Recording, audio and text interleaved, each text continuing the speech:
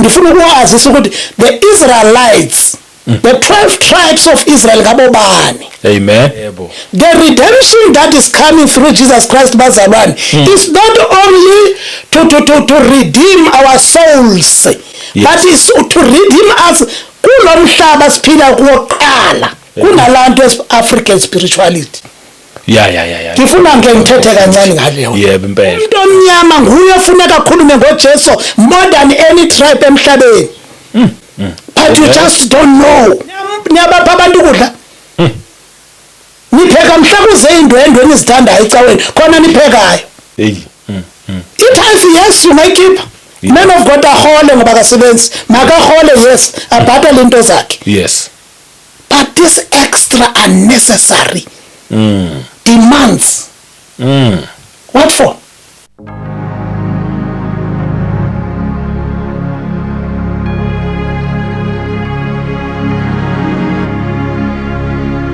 Welcome once again kuKotathu Media. Igama lami ngumduduzi ngwakashabangu.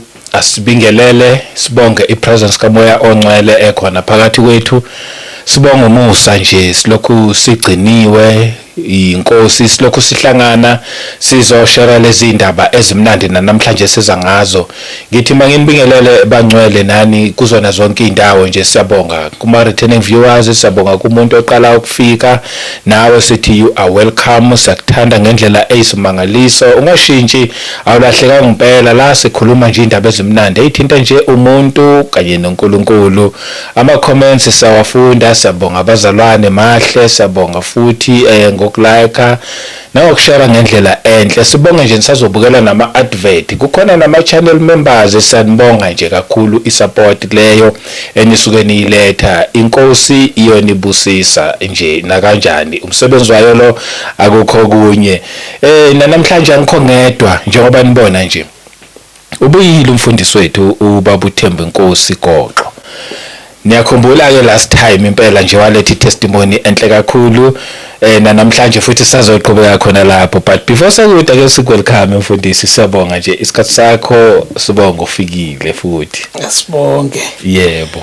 Ndiyabulela Dr. Chabangu. Yebo. Bulela umoya ingcwele nayo khona phakathi kwethu. Amen. Nibingelela ngegama likaJesu Kristu. Ngibulise futhi ke nababukeli bonke. Bonke nje umhlaba wonke. Amen. Ngiyanibingelela egameni leNkosi uKristu Jesu. Igama lami nguThemba Nkosi Goqo. Yebo. Kisindisiwe bazalwane. Yes. uNkulunkulu wangihawukela. Ngiyambonga kakhulu impela uNkulunkulu. Ngihlala la eMidrand eClipfontein View. Okay. Awahamba la ku-Allendale Road. Oh. Kodwa originally I'm from Klerksdorp Northwest Jobetina extension 24 kula ngisuka khona originally. But now angisekho lapho ngila eGoli eMidrand eClipfontein View. Oh. Amen. Amen. Asibonga nje kakhulu inkosi, siyabonga futhi uphinde wabuya. Yazi isikhathi sakho sasirespecta nje kakhulu impela, siyabonga. Yebo. Ngiyazi njengoba ukhona nje une party une message uyasho ushilo nje before so shoot ukuthi nje kuningi. Impela. Manje indaba nayi la ikhona. Ababukeli banama questions, especially kulama 2 previous episodes esashuthile. Khona nje ama questions angazi mhlambe lama questions abezohamba phenduleke mase yaphambili or sivele swaphendule manje, it depends angazi. Yeah, nami kule question engiyiphike up. Okay. Engizothanda ukuthi ngigcine kuyo, ngiphendule. Oh, yeah. Inabe. Yeah, lo muntu bekabuza. Yeah, kwafika into ukuthi kumele ngimphendule ngoba. Okay. Leyo yazi umbuzo owodwa uyakwazi ukuthi uphendulela abantu abaningi mhlawumbe bebezibuza the same thing. Uqinisile. Mhlawumbe ngaze ngiqale ngawo lo mbuzo lowo. Ngicela uqale ngawo. Yebo. Impela ngoba umuntu mangabe ebuza usuke ebuzela nabanye abantu bazosizakala. Yebo. Lo muntu ebebuza ukuthi why ikingdom kaSathane i-recruiter abantu ngama dreams. Okay. And why ikingdom kaNkulunkulu yone we need to preach the gospel ukuze siwine ama-soul. Uthi lo muntu since uNkulunkulu inguNkulunkulu, why engayisebenzisa umoya wakhe to win souls? Angasebenzisi ukushumayela. Umbuzo walo muntu lo. Yebo. So wathi leyo nto yenza ngathi uNkulunkulu masithumile ingathi ujelasela uSathane. Oh, yeah. Yes. So ngicela ukuthi no, lo muntu le kumele ngimphendule impela. Ngoba umbuzo wakhe ubona ngabantu abaningi. Ngithi nabo bayipick up imibuzo lapha. Yes. Yeah, so kumele ngiphendule ubaba lowo or usisi loyo. Yebo. Into nje engayiqala ngiyikhulume ukuthi uNkulunkulu, he is a just God. Amen. He's not a control freak. Yebo. uNkulunkulu anakadala umuntu umdale kwisifanekiso sakhe. Yes. Wathi ngokunikeza ukulawulo lwalapha emhlabeni. Yes. uNkulunkulu udale umuntu wamnikeza i-free will, intando. Yebo. Ukuthi intando yeyakho. Yes. Therefore uNkulunkulu akakwazi ukuthi base kunikeze intando yokuphila ngendlela ufuna ngayo wena. Makaqeda aphinda azocontrola. Yes. Kodwa uNkulunkulu ubeke i-deadline, which is the judgment. Yes. Oh yes. Because uNkulunkulu azange asinike nje impilo ogqiba usinika abangasinika imanual yempilo ukuthi kufanele siphile kanje. Yebo. But akazugada athi sombulala umuntu yeke ukwenzela nje. No, umthetho wakhe ubekile. Yes. Now uNkulunkulu engasiyona i-control freak kanjalo. uNkulunkulu masifuna thatha ulawulo la emhlabeni siyam-invite. That is why kumthandazo masithandaza sithi umbuso wakho mawuze. Yebo. Akagqamukeli uNkulunkulu. Hey. Amen. Uyabizwa umbuso wakho mawuze, intando yakho yenzeke. Amen. But uSathane yena uSathane yena uyagqamukela. Yes. Iqinisa lelo. Kunendawo la uKristu Jesu athi yena ungumelusi weqiniso ongena ngomnyango. Yebo. Ngamanye amagama uKristu Jesu ungena ngendlela elungile. Yebo. Ungena emnyango uthi uyaqonqoza emnyango. Yes. Ozwa izwi enzeni avule. uSathane akaqonqozi. Nakumaphupho lawo uya-interfere. Yes. It is not his channel. Amen. uNkulunkulu bakadala umuntu wena babushabangu. Bonke abantu badale abantu banama-channel. Mangithi channel ngikhuluma ukuthi a channel yoku receiver from your God. Yes. But that channel, if it's not connected to God, uSathane uyaqhamukela, are connected to that channel. And then ukuthi uSathane uconnectile kwi-channel yakho, a God-given channel which we call it a talent or isiphiwo sakho. If uSathane uconnectile lapho, sizobona ngezenzo zakho ukuthi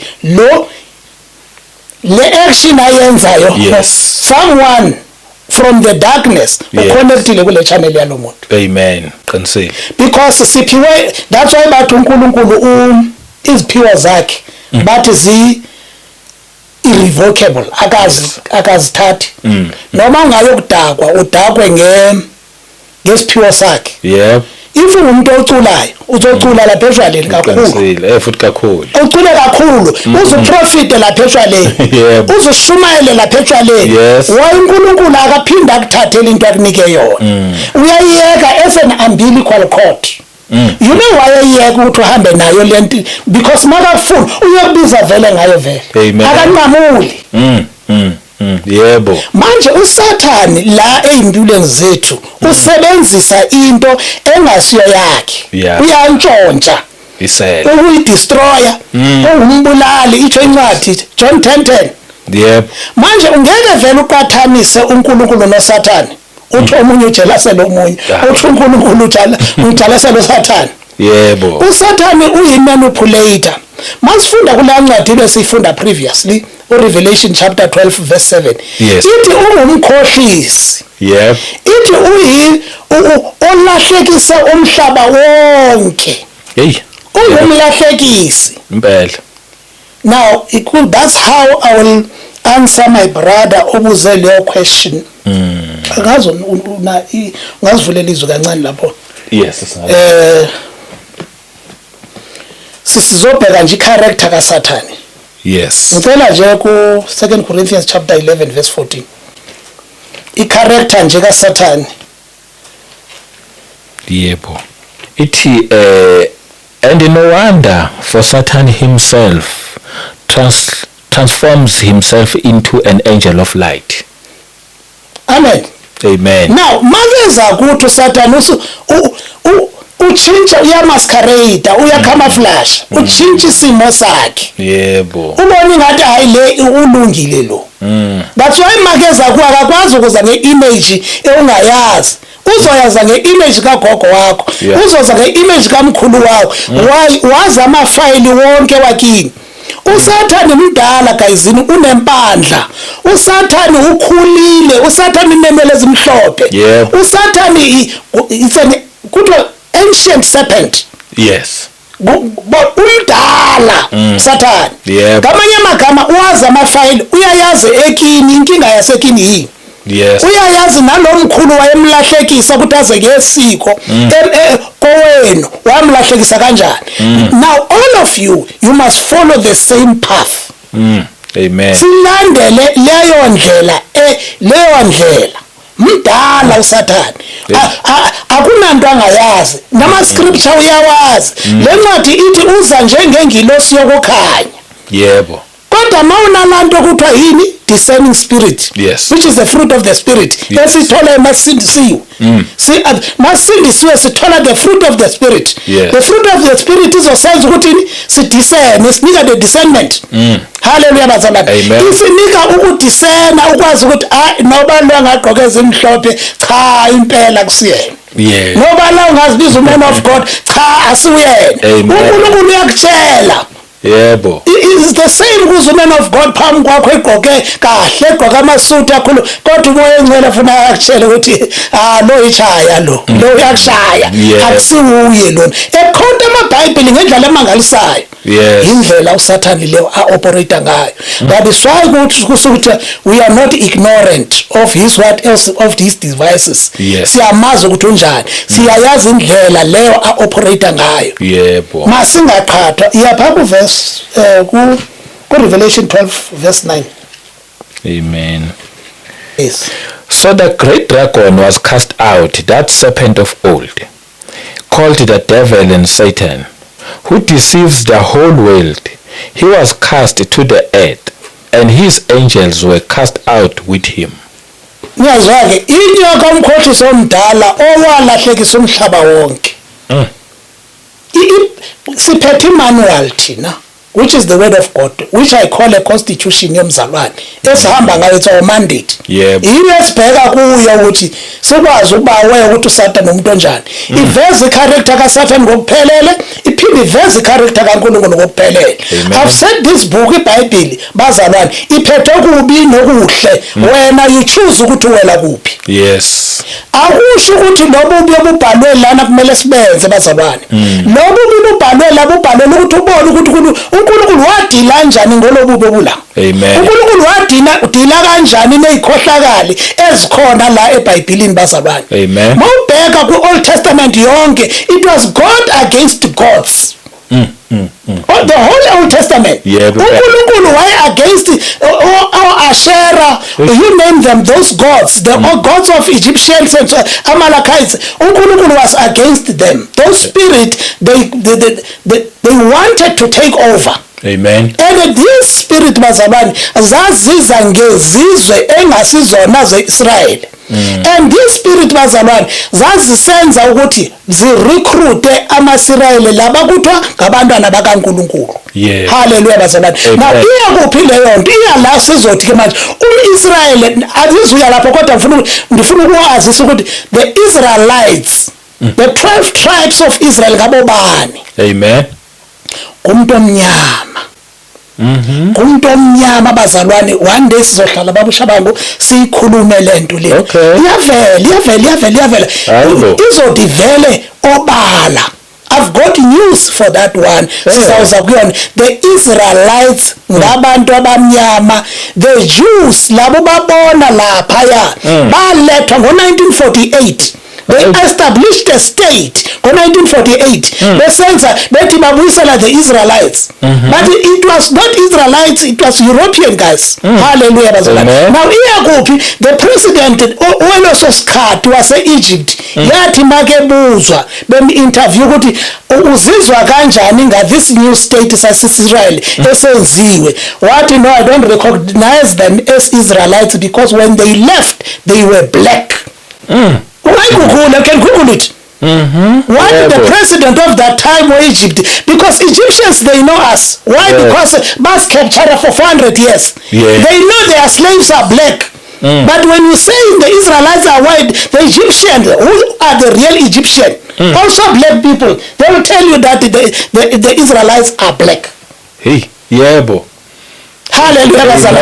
So besingayike apho ke sesiyaya kodwa besingayilapho, but I want you when umuntu omnyama too much. Ngifuna umuntu omnyama le ndaba ngizisa kuye too much umuntu omnyama. Know that you are a child of Israel. You fall under the 12th tribe of Israel. Amen. Nguwe uNkulunkulu ane covenant nawe. The reason why I'm saying this bazalwane kungoba when we talk of holiness and righteousness, yes, masize abantu nabamnyama. uNkulunkulu once wabamba uNkulunkulu umuntu omnyama wabamba uNkulunkulu. Uvela ahlanyela uNkulunkulu. But uMlungu is not the same. uMlungu is not the same. Fana nomfazi womuntu omnyama uNkulunkulu makafuna iholiness kumfazi womuntu omnyama uthi makagqoka imboze yenze uMlungu asingo we covenant. That is why uMlungu angakhonza nje ngebruku emfazi wakho it's fine. It's not a part of the covenant.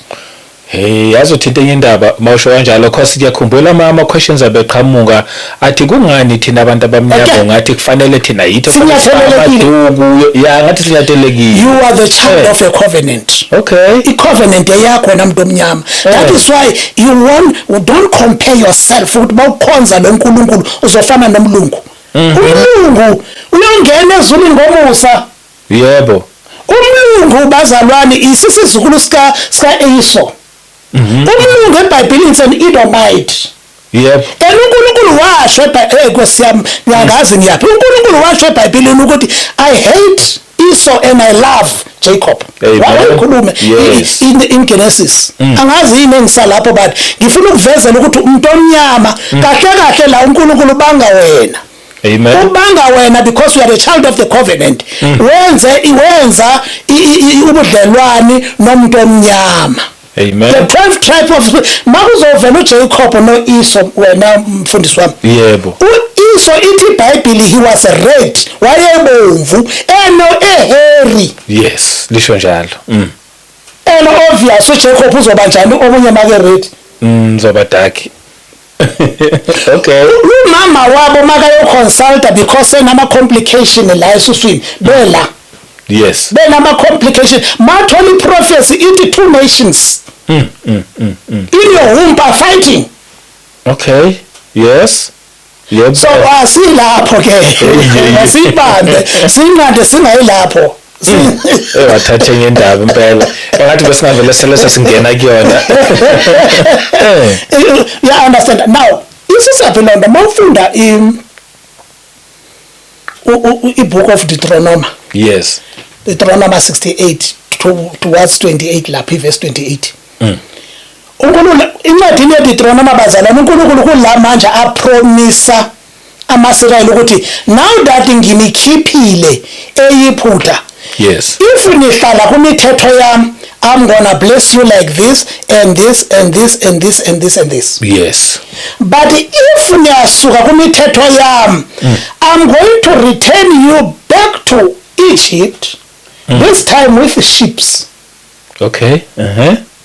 Now you can imagine ukuthi I'm going to return you to captivity, to slavery. Yeah. But this time with ships. Now ungabuka ihistory yonke yomhlaba ubheke which tribe that was captured, was made slaves and transported with ships scattered all over the world. Which tribe? Umuntu omnyama. Definitely umuntu omnyama. That prophecy iyenzeka leyo lapho ku Deuteronomy. Iyenzeka. Ukuthi ngizolibuyisela ezwe lobukhona. Egypt means izwe lobukhoboka. Yes. Slavery, the house of bondage. Yeah. But this time with ships. That is ngayibheka. Yempela. Ngoba manje lapho sesingene ebhajetini eli-wrong. Sivele safika khona. Iya ku Deuteronomy. Kufanele sifike khona. Yeah. Nkosi yami. Iya ku Deuteronomy 28. Yes. 28:68. Chapter 28 verse 68. Amen. And the Lord will take you back to Egypt in ships. By the way of which I said to you, you shall never see it again. And there you shall be offered for sale to your enemies as male and female slaves, but no one will buy you. No one will redeem you. You'll be sold as slaves. No one will redeem you. Hey. And even today, my pastor, we are still under slavery. They are not aware.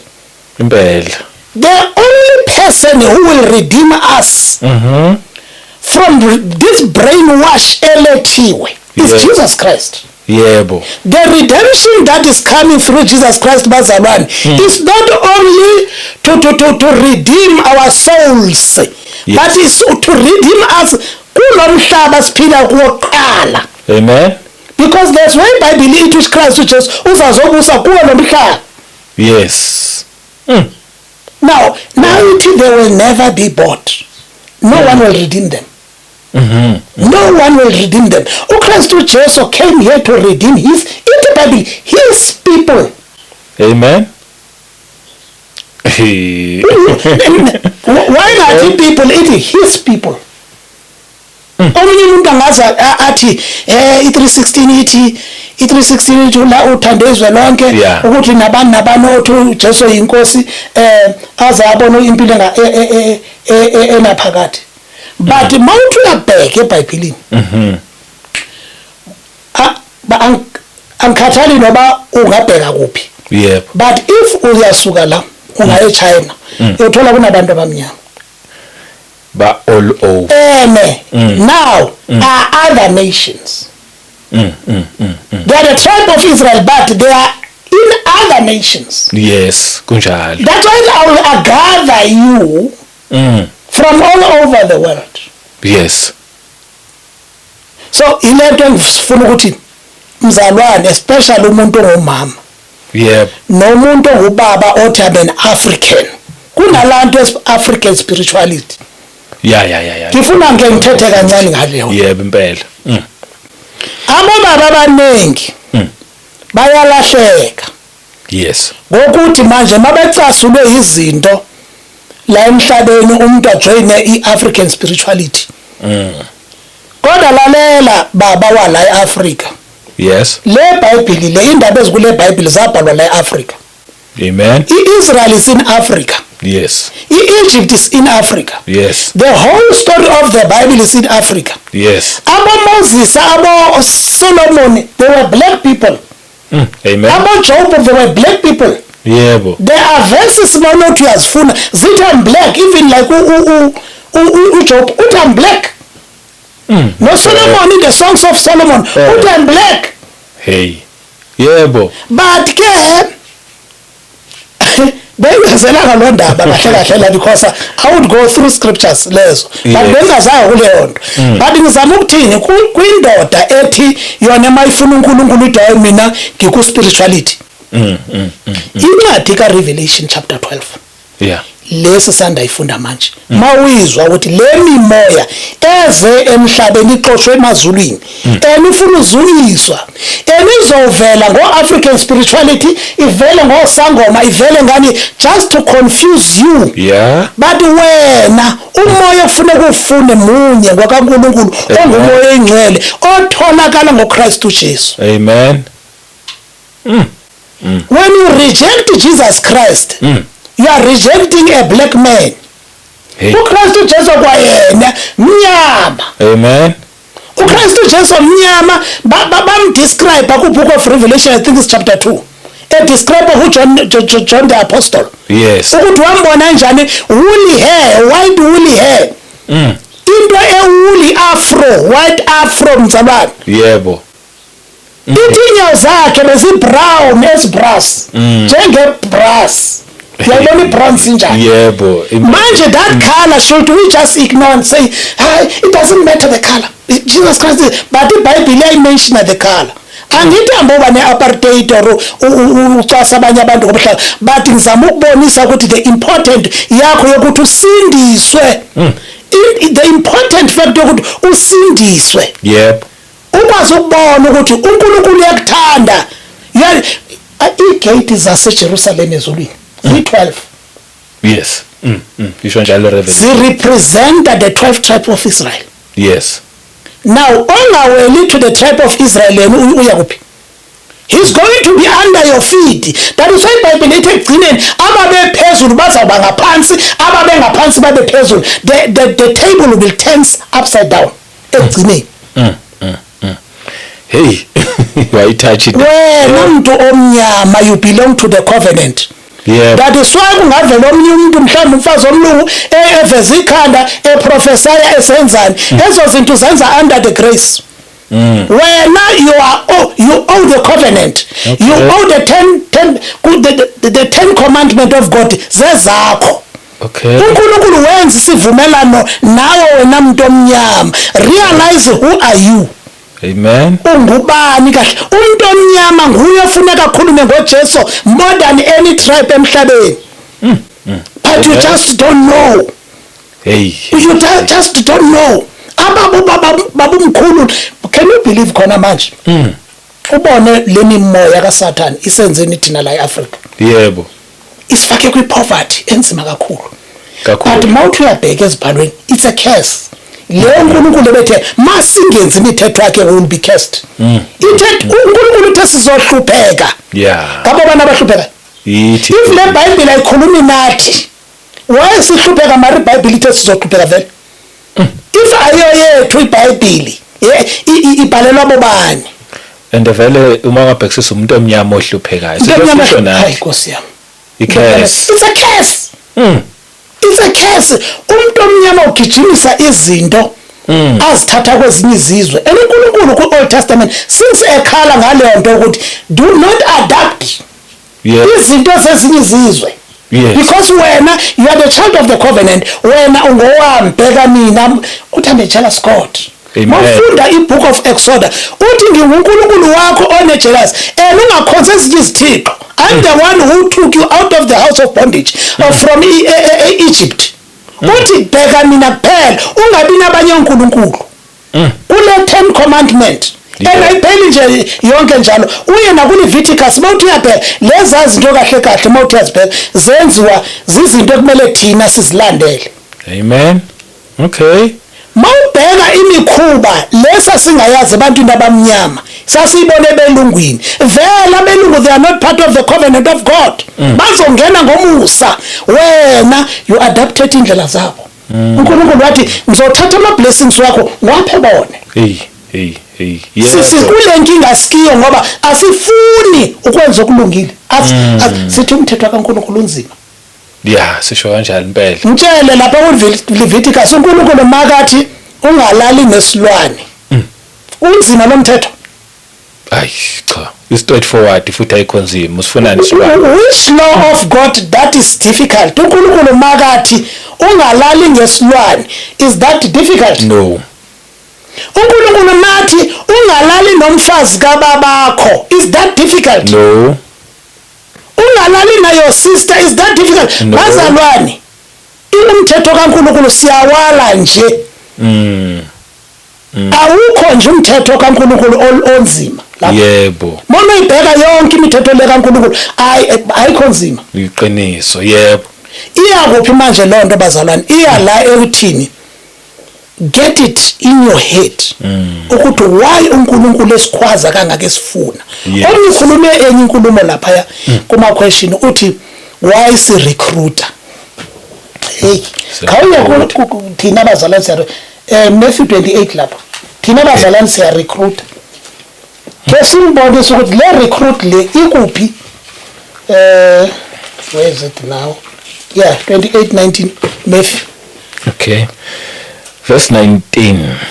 Go therefore and make disciples of all the nations, baptizing them in the name of the Father and of the Son and of the Holy Spirit. This is Jesus Christ. Yebo. Sekavuke ethuneni. Yes. Mama ufunda le phezulu uthi senikiwe ikhiya zezulu. Naza semhlabeni zela kumina. Yes. Yini umgwebi. Hambani. Yebo. Lento siyenza sizohlala la sithi uJesu inkosi. Sithi sindiswa futhi sesingasakuhleli sithi sindiswa uyeke ukuyale. It's a mandate. Amen. Iyamizwezo ilizwe lonke noshumayela ivangeli abavumani babhabhathise egameni lika baba lendodana lemoya engcwele. Yep. It's a clear mandate. Yile siyenza ngamanye amagama uChrist uthe hambani niyorecruiter. We are recruiting. Not for me, not for a certain church, for the kingdom of God. Amen. We are sent. It's a mandate. Yes. It's even your mandate wena walayo ngowakho nawe lo mlayezo lo. Amen. We are sent to go there. Sikhuluma indaba zikaNkulunkulu. Kodwa kuthe abayalayo senzeni? Sivuthula inyawo zethu idust. Ithi iBhayibheli, shake off your feet. Shake the dust off your feet when they deny you, when they don't receive you. And that dust, at the day of the judgment, that dust is going to stand against them. It's going to witness against them. Amen. Isho njalo. Yep. Lo mikhonda wa trail suba sijikile, sitshelile uzobe ukhunjuza kodwa akhumbula. Oshabangu basho, ogoqo basho. Yes. The whole thing will stand against you at the day of judgment. Amen. Now recruiting is our mandate. Ukuthi uChrist uJesu uyinkosi. Yes. And uChrist uJesu akusimlungu. Because you know these people, especially ebecawe zamanzi. When you tell them about Jesus Christ, baqala babe politically. Manje bachinja manje bathi hayi iBhayibheli yabhalwa abelungu. So bona babethi iBhayibheli yabhalwa ngabelungu. What are they doing with the Bible ezicaweni zabo where they cannot even read it? Ngempela. Baba vele bashajalo bathi lento yenziwa uNkulunkulu ukuthi mawuba ugcina kuBhayibheli ubatshela bajika bathi hayi iBhayibheli yabhalwa uNkulunkulu thina izinyanya zethu uAbraham uMoses uNoah, those people are your ancestors. Kodwa ngambona uJacob eqhela inkomo ribhokwe eqhelela uAbraham. I've never seen that. Angamboni mina uIso eqhela ibhokwe eqhelele uNoah. Or uAbraham eqhelela uNoah in the Bible. Lezi zinto nizenza nizithatha kuphi? Amen. Angaboni mina lonto ngicela umuntu lutho. Kufuna silungise futhi enye into yebaptism. Yes. Esabe ifunda la. uChrist uJesu uhambani babhabhathise egameni lika baba elendodana lomoya ingcwele. Yes. Akathi emagameni uthi egameni. Akathi emagameni uthi egameni. Right. Right there. If ngizokuthatha mina ukufaka emlanjeni ukubhabhathisa. Ngithi egameni lika baba elendodana lomoya ingcwele. Angiyenzi lento uChrist akhulume ngayo. uChrist uthe ubhabhathiza egameni elalesithathu. There's a one name. Amen. Of these three. Yes. There's not three separate. No. In the name of these three. Yebo. One name of these three. It's all in one. It's three in one. Yes.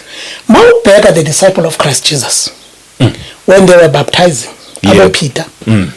Lapha kuncwadi yezenzo. Uthi Peter, uthi repent and be baptized. In the name of Jesus. Hallelujah. Yebo. In the name of Jesus. Akukho labafundi bakaChrist uJesu bake bathi nababhabhatha umuntu bathe egameni lika baba elendodana lomoya engcwele. No. Why? Because they understood very well the name of these three. The one name of these three. Yazi mawusho kanjalo okusho ukuthi njoba libala nje lithi la egameni likayise indodana nelikamoya ongcwele kusho ukuthi igama ngithi igama uyise uJesu. Yes. indodana uJesu, Yes. umoya ongcwele uJesu. Exactly. Yilo okushoyo. Exactly. That is why incwadi Colossians Yes. chapter 1 verse 15 ithi uKristu Jesu intsobozi kaThixo. Yebo. He's a manifestation of God la emhlabeni. He represents God ongabona, the invisible God. Hey. Because uKristu uNkulunkulu akabona but usenzele umusa ukuze sim-identify ngoKristu Jesu. Amen. Why? Because emhlabeni onkulunkulu baningi. Amen. So he had to give himself an identity. Oh. For us the physical people ababona ngamehlo Amen. wenyama. Yebo. Ngizama ukuthini mangisho njalo? Yes. Ngazi sesingene kulezi ndaba Nkosi yami kodwa sesingaphakathi. Sibonga bonke. Ngizama ukuthini? Yebo. Ngizama ukuthi umuntu omnyama vuka. I'm challenging abantu abakhuluma ngo-spirituality and this. Mina ngikhuluma ngomoya ongcwele. Amen. Leso spirituality ngophi umoya? What kind of spirit is that? Yes. Because umoya kaNkulunkulu munye ngumoya oyingcwele. Le mimoya eminye iBhayibheli iyayikhuluma explicitly ukuthi yawa ukusuka ezulwini ixoshwe ezulwini. Iba rebellious. Ile mimoya ihamba ngamademon afuna ukukhonzwa. The fallen angels zifuna ukukhonzwa. Yeah. There's this another man somewhere. Angizi ukhuluma kuphi. Amen. This man ukhuluma ukuthi yena ukhuluma ngoJesu. You okay? But uphethe izinto azibeke etafileni angizi ukhuluma kakhulu ngalona. Uphethe izinto azibeke uthi le represent igazi likaJesu le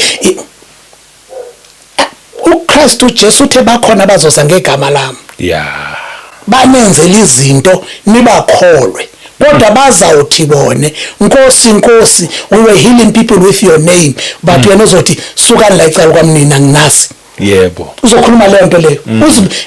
Do not be deceived. Amen. Babusha bangu. Yes. eBloemfontein kunobaba. Yes. Angizomkhuluma ngegama. Ufaka amahil afaka ishort skirt ubaba athi wifi enze izinto zabo bezenzayo ame pulpit nashumayeli. Kodwa kugcwele abantu so ngicela sikhulume ukuthi inhlobo niyabantu abagcwala kwindawo ezinjalo. Keqa ke yas. Kawuye kwincwadi kaThessalonika. Nkosi yamandazi siyaphi ngoku. The book of Thessalonians chapter 2.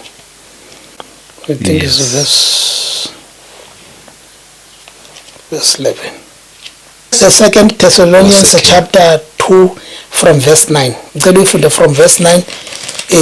Ngifuna unizwisa inhlobo yabantu abathi bangasamangala noma belahleka. What got into them?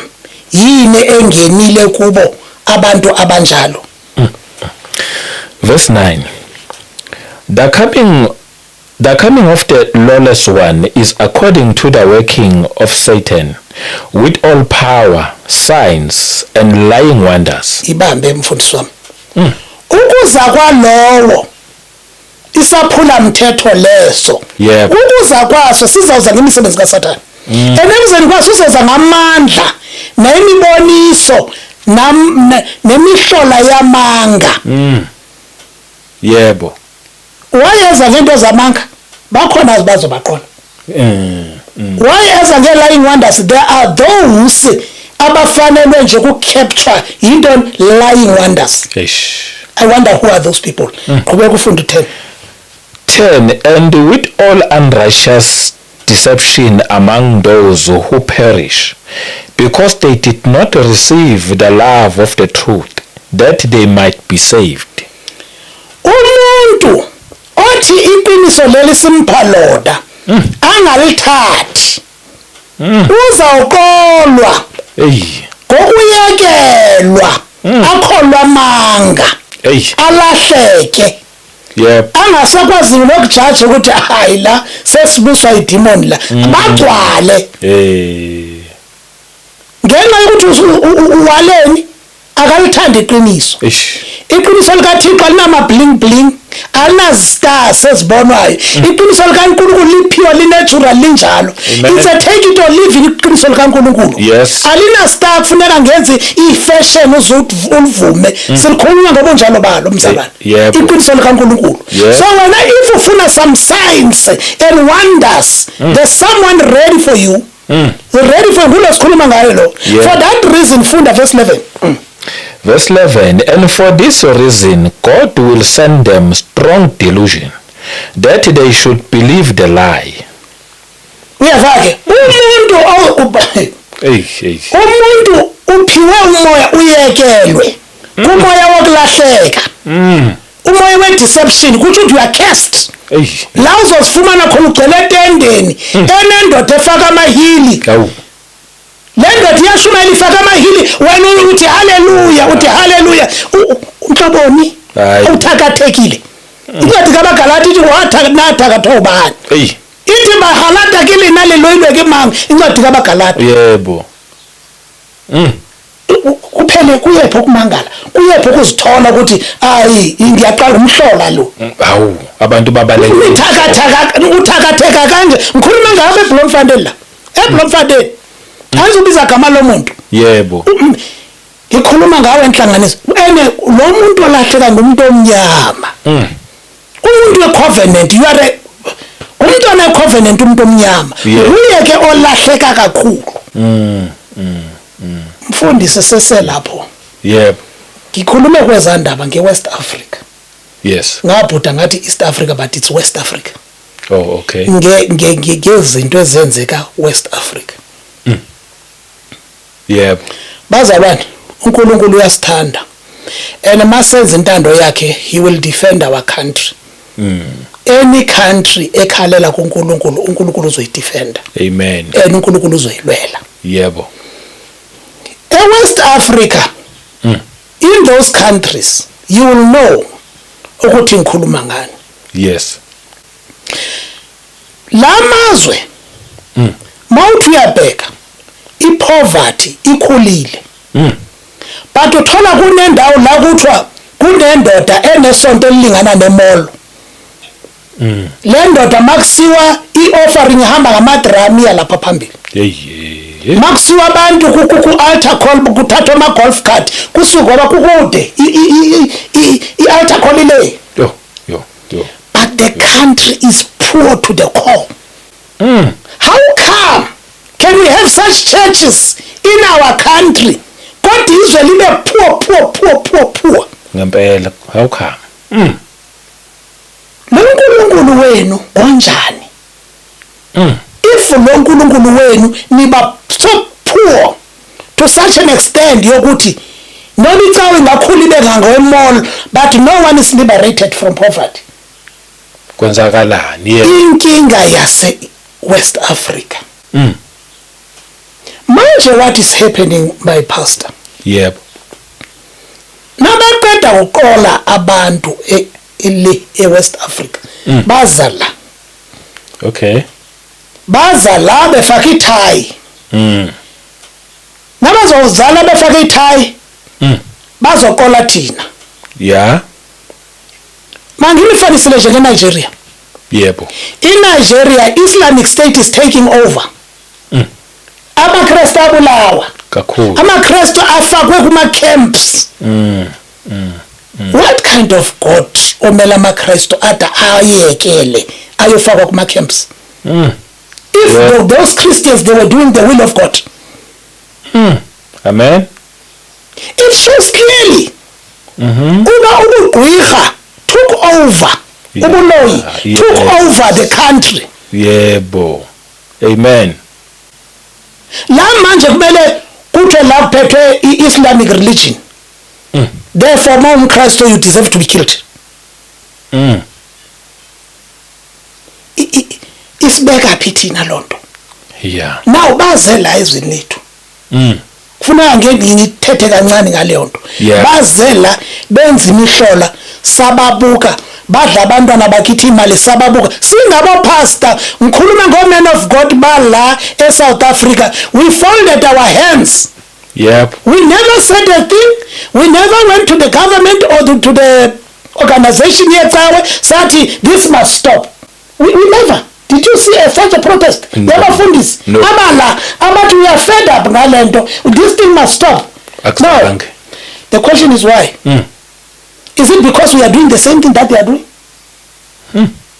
Boy, we've got fathers that I respect la in our country. Yes. Esibaziyo ngezwi likaNkulunkulu. Abadala ngeke ngibabize ngamagama niyabazi. But none of them ever appeared on a platform at TV akhulume ukuthi this must stop. And these people abezileyo besithi men of God, but they influenced abefundisi bethu. Abefundisi bethu bakhishima amakhodo manje ngezinto abafake zone because of love of money. Because love of money is the root of all evils. Itsho iBhayibheli. Yebo. Yo. Lo mama ophethe amasonto ku-government makebuya ethi I'm going to regulate churches. I'll make sure the churches I regulate them. Siyakwata thina la South Africa. Sikwatelani? Sikwatelani because we failed to defend our territory. We failed. Yeah. We failed to defend our territory. Manje kuzobona istate ukuthi hayi abantu bayaphela. Ulo waseMalawi wayezile la wenzani which kept quiet. Ingathi asikho. Sikhona. Omunye usangena amakhodo la ePitori wala eval engena ephuma ngowethu vele yena wala wangena engena ephuma eScott asikhulume. Ubanjwe igama elithi don't judge. But the word of God is judge. It's a judgment of God. Izwi likaNkulunkulu judges. Yebo. And the word of God was made to we must rebuke each other through izwi likaThixo. Yes. Kuthiwa we must rebuke ngezwi likaNkulunkulu. Yebo. But we cannot fold our hands and say no, thina sizingeni, they will say we are judging. Hey. Siwenzele umonakalo singabefundisi la South Africa. Siwenzile by just absorbing izinto ezivela ngaphandle. As a result abantu bethu lana banale mentality yokuthi kufanele ngithandazele ngomuntu okhuluma inkulumo engasiyo la. Kubani uthe South Africa uNkulunkulu akekho?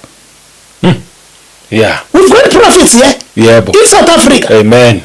Yinenze ukuthi ngoko ungahamba uyofuna abanye it's like uhamba uyofuna ezinye inyanga. Ba consult. Yebo. Yathi wakukho inkosi umntana kaAhab in the book of Kings. Yes. Oyathi makahambe erufini walimala walaleza ngubeni. Wathuma abantu ukuthi bayombuzela in foreign gods ukuthi uzophola na.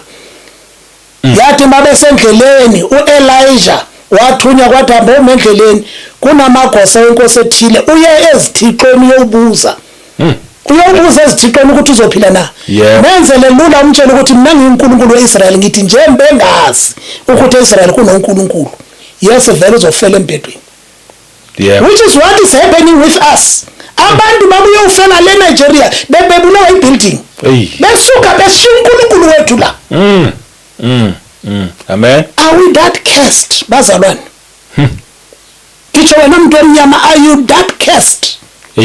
Ukuthi iqiniso ungaliboni ufuna enye into enama shining star uNkulunkulu kanjalongo. uNkulunkulu nguYes or no? That's amen. Amen. uNkulunkulu akana style, uNkulunkulu akana izo zinto zeza attract thina. uNkulunkulu wena uyamkhonza romkhonzi lonto ayimi with a throne. Amen. Even if angikhulumi ngoNkulunkulu ngiyophuza utshwala lonto uhlala lapha uNkulunkulu esesithrone yakhe. Yes. But because of ithando lakhe towards us. Ithando lakhe towards us. Yebo. Khona manje kunento eqhubekayo lapha eWest Africa. Kuno men of God abadumileyo uve kuthiwa umuntu una 1000 branches. But the countries are poor. Inkinga yami the countries are poor. Yebo. uKristu Jesu wayithi nasipha abantu ukudla niyabapha abantu ukudla. Nipheka mhla kuze indwendwe nizithandayo ecaweni khona niphekayo. Uqinisile. Icawe funeka kuphekwe every Sunday. Amen. Kanti imali yakho etithe yenzani? Yenzani imali yakho etithe? Yebo. Ithi iBhayibheli umfazi uPenina noHana nabamba nomyeni wabo bephethe izimvu beyohlaba beyoxhela lapha kumpriester besisa umhlatshelo. Ithi iBhayibheli bahlale lapha badle nabo Amen. Ithi bahlale lapho badle. Yebo. Mina ndidlisa bona. Ngetithe yakho ne-offering yakho kudla bobani? Do you think your tithe yakho le uyenzayo kungadli noyi-one ohluphekile?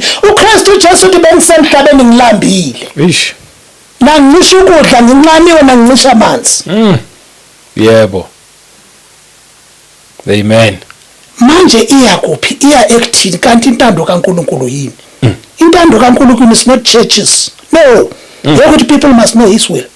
You must teach people to know his will. Amen. And there's a mandate there. What him to the young ruler? To the young ruler he said, 90, what can I do? What must I do to enter the kingdom of God?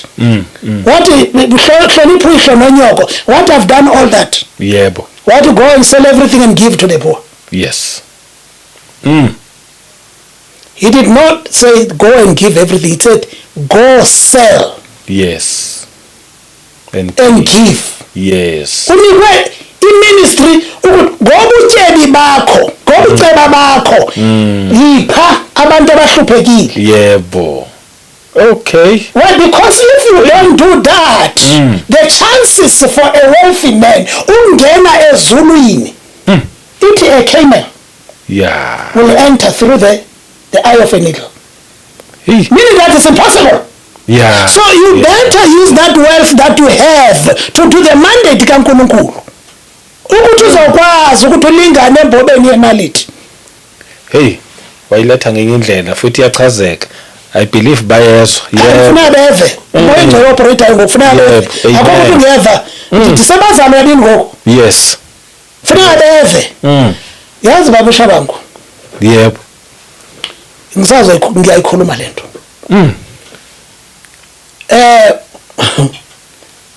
Sake saza ngebhasi igcwele abantu. Yes. Abantu abasha insindisweni. Bathi inkinga yabo bebenganamali. Bengasebenzi bonke. Sabadisha ecaweni. Yes. It was not nice. Because labantu abanamali. Yeah. It did not excite anyone. Those souls bezinganamali. Yeah. To such an extent ukuthi unyaka mawuqala. uMan of God ame lapha phambili. Ashumayele. Yes. You know thina man of God uthi iyeza iminyaka yokuthi this church will never accept poor people. Hayibo. Sacabanga ukuthi uBhayizile wathi ningizwa kahle angibhayizanga. I repeat, isikhathi siyeza this church will never accept poor people. Ngelo xesha nizena ama souls balalele. Bagcwele ibhasi. Bagcwele ibhasi abalalele. uMan of God uthethe ezo zinto. Ndithetha ngoMan of God othi last year just ngenza umzekelo ngoJanuary first week first Sunday. Yep.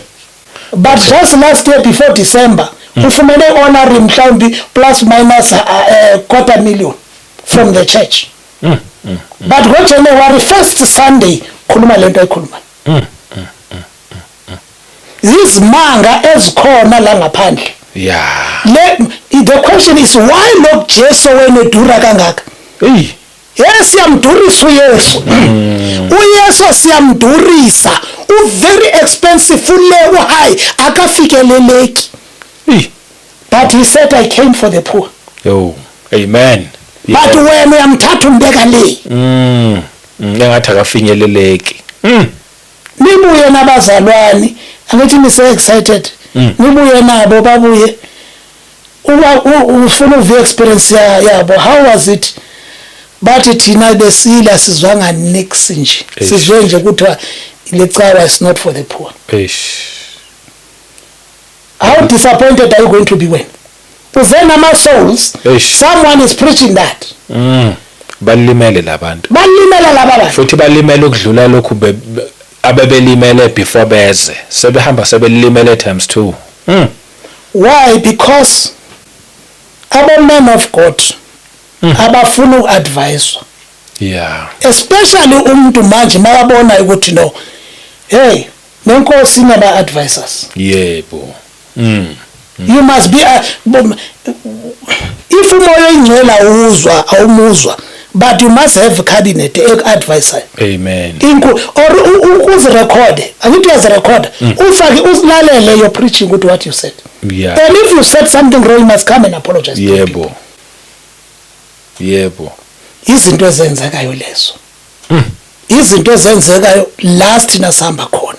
Yes. Uzibuze babusha ukuthi manje lento mayiso lo Yesu nqadura so. You end up not knowing who to preach to. Hey. But Jesus Christ sent us to go and preach the gospel to the poor. Yes. Why Jesus Christ started to the poor? Because undoda rich amathuba okungena laphaya. Mancane. It's almost impossible. Yeah. Yes. Malongena nekameli ngangena. Ekhenga lingangena ngebobena lithi. Yebo. So meaning that it's a waste of time to preach Jesus Christ to a wealthy man. Amen. Because kuzofuneka ulidayisele livangeli. Uthi uJesu uncwadi, I think incwadi kaJames. Okay. Ithi sami ukuthi esontweni makuza umuntu ogqoke kahle. Yeah. Shiny. Bese nithi hayi wena hoza nginike position. Yebo. Makuza lo ophuwa. Hey. Ngikhuluma songiyazi scripture bazazi bazazi ukukhuluma ngathi. Amen. Lo ophuwa uyabona uhlalaphi awubheke lapho uzohlalaphi. Uthi don't you know ukuthi the saying laba bantu ba rich ngaba banithuka ngalo uNkulunkulu wenu. Balitsalele emakhodi ngalo uThixo wenu. Yebo. Amen. Manje right there into umoya songenile manje babusha bangu ezicaweni kukhulunywa ngokupatnara. The spirit of partnering. The spirit of honoring a man of God. Babusha bangu, if so pay 8,000 or 15,000 a month kumholo wakho, I don't have a problem. Yes. But if after that kufuneka sibulaleke sikukhiphele ama 1.5 uhambe ne-1 or 500,000 every year kodwa abantu behlupheka. Nabantu abaningi la ngaphakathi abantu abaningi la ngaphakathi nalelo isho ibona ihluphekile vele. Kodwa uyibona babusha bangu uyahola unesalary. Lo mkhuba we honoring men of God ubuya khona le West Africa. So ungenile la South Africa uyenziwa umkhuba. Let me tell you, you are cursing yourself ngaleyo mali ngisho wena mzalwane ikhuphayo. Amen. Asiyo service kaNkulunkulu le. It's not a ministry of God. It yes you make keep. Men of God ahole ngoba kasebenzi makahole yes abhatale into zakhe. Yes. But this extra unnecessary demands. What for? Kumkhuba lo obuya eWest Africa. Yeah. Uzela. Yebo. Kunalento ukuthi is partnering. Angithi manje bafuna imali. Hey. Yes, the love of money is the root of all evil. We have changed the church. Could come and partner with us. Lo mkhuba lo siqale sawubona kubo Daystar TV, Daystar and TBN and so on. When those telecast be preach lapha. Yebo. Bakhuluma ngokupartner, come and partner with us. Yeah. Now if I'm partnering with you, I've got money. When I'm ngumfundisi your church, I come and pop money. Isona insenza usazosishaya epulpitini. Na inkinga ke. Qinisile. Isona kusho ngizokuthanela manje. Yeah. I'm going to use you. I'm going to do money laundering via your church. Hey. There are churches now ekuthi imali yehla. Imali ka government. Yangizwa ngithi. Yehla ingene ecaweni donate icawo. Ingathi ingene ecaweni. But yokhitha ngomlenze. And you call that a church. Amen. Imikhuba yala eWest Africa izela. Say adopt. usayi-adopta umuntu onikelayo makanikele ngenhliziyo yakhe. Yes. Akadingi nemotivation. Hayi. uNkulunkulu waphela ukunakekela icawe yakhe yini? Hayi lutho uyayinakekela. Yebo. Ababa uCeliza. Ababa uBhengu. Yes. Mawuthi ufunda ama-testimony wabo.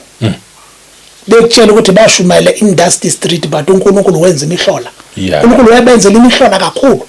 Wabanika uNkulunkulu sengasebenzisa i-congregation manje. uNkulunkulu yakwazi umnakekela uman of God. Yakwazi umnakekela kakhulu. So leyo nto leyo ke ngizama ukuthini? Ngizama ukuthi amabandla wethu seka shift ifocus. Akasayenza intando kaNkulunkulu. Yes. Akasayenza intando kaNkulunkulu, abalekile entandweni kaNkulunkulu. Yebo. Ngenxa yokuadopta imikhuba yale ngaphandle. If abantu bohlule izwe labo bazopreacha ngapha, yini bukungcono buphi bazobuletha kuwo kodwa amazwe wabo ayilanto ayiyo. And when you take them uthi ngo men of God and so noba bangena ezikhoto bephuma ezikhoto awumangali hayi phuthi izandla hayi. Yebo. Sinabo abomotoso abobani you name them baningi. Baningi yebo. But igovernment mayiphakama ithi hey churches I'm going to restrict you siyalwa ulela you need restriction there. Because you are operating ngendlela engasiyona kaNkulunkulu you need that. Hayi yebo. Yebo. Wow. Yes. So sangena kwezinye indaba sikaqondile. Ngiyacabanga ukuthi ke yebo. Singayibuyisa ke le. Ngizongena kahle manje kulama question ukuthi unawo. Ngizowaphendula kahle kiye kula testimony le yangiqedelele la testimony because indaba ziningi kakhulu. But ke besabe ngisathathiwe ke umoya oyingcwele. Amen. Umoya oyingcwele yakhalimela, ukhalimela abafundisi. Ukhalimela abafundisi kakhulu ukuthi mabayeke lezi zinto bazenzayo. Mabayeke lezi zinto bazenzayo. Uyazi imaqembu wethu mangitha amasonto wethu sekafana namaqembu. A political party. Yebo. Uthola ukuthi njengamanje uthola ukuthi ngenxa ukuthi bafuna imali. Bavuma yonke into. But if uvuma imali once win ama election you are captured in advance. Uvuma imali we are going to control you because sikuphe imali yo campaign. So our churches amasonto wethu enza njalo manje. Whoever unemali nguyobhekwayo kakhulu kanti the treasure ye kwaNkulunkulu ngama souls. Amen. And ama souls value yabo phambi kwaNkulunkulu iyafana. Amen. Iyafana value yama souls. Kakhulu. Yeah, so ngiyibongile babushala wangu. Ngiyabulela kakhulu until we meet again. uNkulunkulu muhle, uJesu muhle. Iphelela lapho indaba ebengilethile. I did not know ukuthi I brought this. But here it is out there. Bazalwane. Ngiyabonga futhi ngiyempela. Hey yazi wa drop nje umlilo kuphela sayibonga Nkosi kakhulu. Uthinta nje yabona nje wonke imessage oyikhulumile yonke ibalekile. Yabona leyo ukuthi uIsrael umuntu omnyama. Nkosi yami. Abantu abaningi abakafuna ukuthi ibayamkele. Baze ufuthi uyithachile baze basho bathi akubalekile. Khona iphatho ikhulumile. Uthe kodwa lona iBhayibheli liyayithatha. Thina sethi ayibalekile kodwa iBhayibheli lokhu layithatha. Mina njengoba liyithatha ibalekile. Liyavusa ukuthi ibalekile. Because what I say to one I say to all. Ithi kwedlula izulu nomhlaba. Yebo. Kodwa not a dot. Yes. Emthethweni kaNkulunkulu. Not even a comma will be left out. Yebo. The comma umthetho kaNkulunkulu unjalo uyahlala uhlezi. Not a missing of a comma or whatever. Hey. Engikuthandile nje uthe it doesn't mean sekufanele si discriminate abanye abantu. But you know who you are, know your roots. Yebo. Lento kuthiwa ngama roots wethu ukuthi African spirituality. Ithi uNkulunkulu umayidala umhlaba. Azange athi udala ama demarcations. Njengoba sozothwena umAfrica. Do you know the name Africa libuya kuphi? Xa uzothwena you are an African. Go and search ukuthi be African leligama libuya kubo bani. Libuya from your colonizers. That name were not you are an African. African spirituality. uNkulunkulu ngowakho umuntu omnyama. Yes. Uthanda ungathanda uNkulunkulu ngowakho. Amen. Oh, yazi into eyikhulumile iye yangikhumbuza something. Abantu abaningi bafuna ukuyiphika indaba yesabatha. Iye yabuya lapho ukuthi kungani ngazathi thina abantu abamnyama kufanele ngathi thina kuthiwa masibuye kwisabatha kodwa sawabona la ama nations abayikhulumi lo ndaba leyo bakhuluma yomusa nje kuphela. Mangikuzwa ku right bona bangakhuluma but indaba inomuntu omnyama because unguIsrael. Umntwana covenant. Yebo. uNkulunkulu kunala athi khona ukuze ngihlukane neIsrael. That day kunxa ngizohlukana icovenant yami nelanga engiyenze nelanga nobusuku. Kumhla ezomosheka. Meaning that the covenant between Israel noNkulunkulu it's forever. Amen. It's for eternity. Amen. Hayi. uNkulunkulu azimiselanga ukuthi ayiqhawule icovenant yakhe noIsrael. Yebo. Futhi ngeke ayiqhawule. Ngeke ayiqhawule. Amen. But umuntu zazi ukuthi ubani. Yes. Zazi nje ukuthi umuntu omnyama zazi ukuthi ubani. Kokusiza lokho umuntu. Kokusiza lokho ukuthi kuzokusiza impela lokho. Hey. Mina sokhuluma ngama lesbians and gays kodwa ke masiye. Uqalenye. Asivale futhi today. Siyabonga kakhulu sibonga nje umoya ongcwele okuyena osiguidayo ke la ngoba thina besithi sophendula ibibuzo hayi umoya ongcwele wa take over. Siyambonga kakhulu. Kuyakube kuhleke even naseyinkonzweni singahambi ngeprogram singaba nayo iprogram but simvumele umoya ongcwele mayesethe sekunje siyivumele eka moya ongcwele iprogram singajwayelile yethu nalokho kwenzakalile la siyakubonga kakhulu. Siyabonga nje babugoqo inkosi ayilokho iqhubeka ikusebenzisa. Siyabonga nasemakhaya kwa wonke umuntu sinithanda nje ngendlela esimangaliso inhloso ukuthi sisizane sikhulisane sisazane noNkulunkulu ngokuphelele. Ama contact wakho okay kodwa bafona yo aba WhatsApp ngoba uyasebenza kwesikhathi kodwa kusinkinga ne kusinkinga impela uma ngisithola isikhathi ngiyabaphendula abazalwane. Oh yes. And nginabantu engisebenza nabo we belong to an online church for now. Oh yes. Which physically izolauncha ngo-October nge-4 October. Okay. If I'm not mistaken. If you let date wrong uyilungisa kahle. Okay. Yeah. It's called Global Intercessory Ministry. Oh. Sikwi online. Ngizophana nge-numbers ka administrator wethu. Oh okay. Ukuthi mani ngangitholi. Ni fonele yene nidlulise lokho nifuna ukudlulisa. Mhlambe for ama deliverance and stuff ukuthi sihlela kanjani. Yes. Kule Global Intercessory Ministries nemikhuleko ka 7 o'clock ntambama. 12 o'clock midnight. Yes. 5 o'clock in the morning. Amen. And then khona lapho ke uyithola imikhuleko if ne item ofuna ithandaziswe. But ayikho enye into uzoyizwa lapho mzalwane uzozwa izwi likaNkulunkulu. Amen. At fullest. Yes. And then sibe ne group of disciples. Lena ke manje kufundisa mina kule group because we've got a mother group and subgroups. Kube nale ama disciple. Sifundisa umuntu from word to word, precept upon precept. Amen. Line upon line. Yes. Little there, a little there. Sihlanganisa puzzle.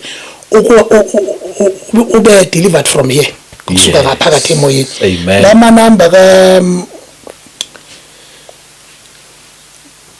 sister la bathu sister Johnny 078 159 3571. Ngiyaphinda 078 159 3571. Amen. And then amanye aka my sister omunye ngabantu engisebenza nabasiphethe sibaningi lapha sizi leader. Angiphethe ngedwa. Oh yeah. Nami ngiyalawula. Yeah. Amen. 076 768 1596. 076 768 1596. Awanike ngalana Yep. 063 222 8425. Yebo. Yebo ngawami lawo ku WhatsApp na kuma calls. Mangaphenduli uyazi ukuthi ngibusy. Yes. Ngisemsebenzini or angiphenduli ma calls and so on, but definitely ngizokuphendula. Oh, yebo. Ngiyabonga. Hayi sibonga kakhulu baba uGoqo, Nkosi ayiqhubeke ikusebenzise. Amen. Sibonga kakhulu. Nasemakhaya sanibonga kakhulu futhi Inkosi ayiqhubeke nje inibusise bazalwane sikhulisane. Ngomusa weNkosi uJesu Kristu asiphinde futhi sihlangane kwivideo elandelayo. Amen. Amen.